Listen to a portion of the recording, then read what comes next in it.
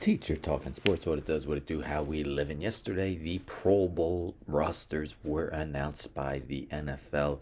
As always, there are a bunch of players who have a legitimate gripe for not being named to the team. We know in the past, though, a lot of guys who weren't originally named to the team do end up making it as guys back out. Of course, if you're in the Super Bowl, you're not going to play in it.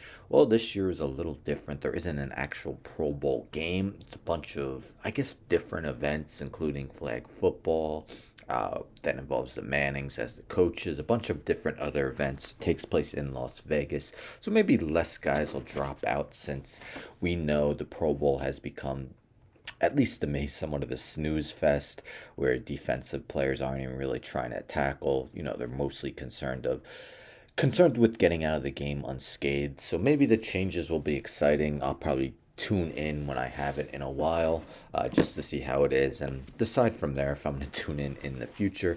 But I'm going to name 10 of the biggest snubs from the original rosters, guys who again have a very legitimate gripe to be on.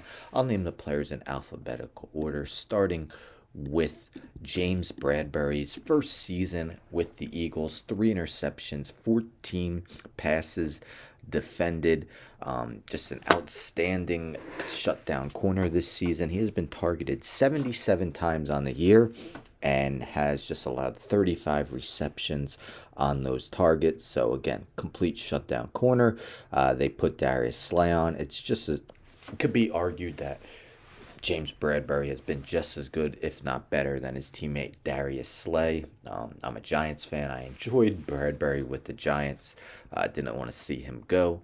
Next, we're going to go with Austin Eckler of the Los Angeles Chargers. The problem is running back is stacked in the AFC, where it's hard to find a spot for Eckler and to a lesser extent Ramondre Stevenson. But if you look at Eckler's numbers, 692 yards rushing and 9 touchdowns, but 95 receptions. Incredible for a running back.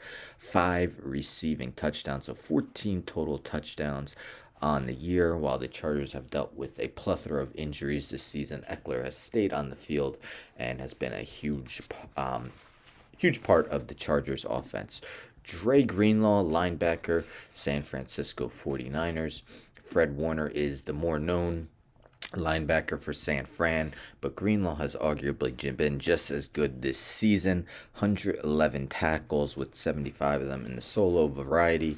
Forced 2 fumbles, recovered 2, has an interception. Pro Football Focus gives him an overall grade of 86.1, which is one of the best in the league.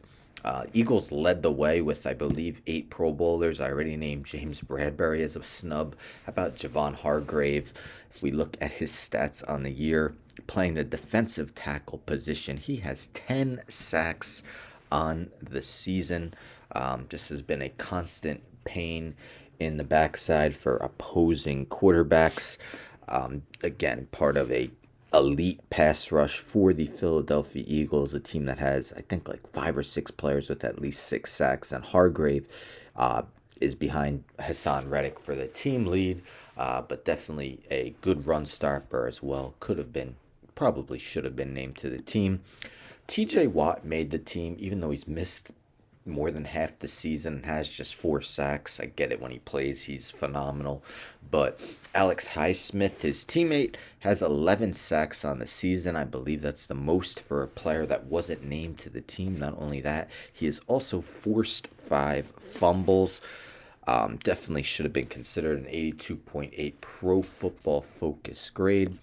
How did Christian McCaffrey not make the team? I get Miles Sanders having an awesome season for a Eagles team with just 1 loss, but he doesn't quite have the versatility of a Christian McCaffrey, who has unlocked more offensive schemes for the 49ers since being traded from the Panthers. 927 yards rushing and 6 rushing touchdowns, but also adding 74 catches for 623 yards and 4 touchdowns. So much more of a receiving threat than a Miles Sanders or a Tony Pollard, who's been awesome as well. Both of them made the Pro Bowl, but I would have put McCaffrey on over either of them.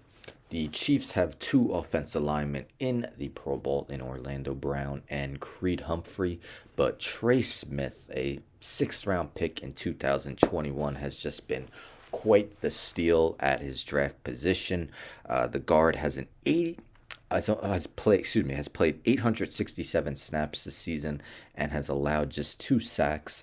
As great as Mahomes is, the offensive line definitely plays a huge role. We remember in the Super Bowl where they didn't give him any protection. Amon-Ra St. Brown of the Detroit Lions. The Lions are flying high, definitely in playoff contention, going 6-1 in their last 7 games. St. Brown, despite missing a game, 89 catches for 974 yards and 6 touchdowns, has been even more productive in recent weeks. Could be argued that he should be on over Terry McLaurin. McLaurin has a few more receiving yards, but something like 20 less receptions and target percentage. Amon-Ra St. Brown has caught a higher percentage of his targets than McLaurin. Tua Tagovailoa. Tua is leading the NFL in passer rating at 107.8. I get that his last 3 games haven't been as good.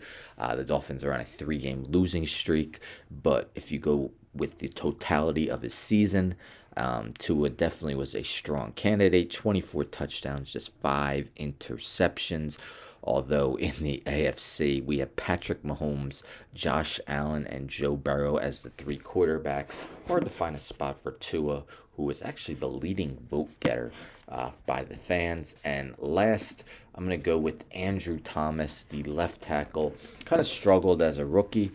Some were saying could be a bust as he was a 4th overall pick in 2020. Instead, he has become one of the more reliable left tackles in the NFL. Giants still have some offensive line issues.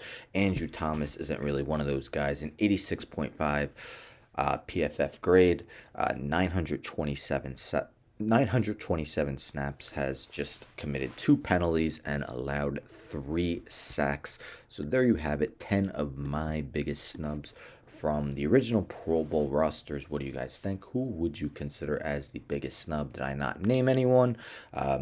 Name some other guys that you believe were snubbed as well. Maybe someone like Jared Goff. I thought about including him.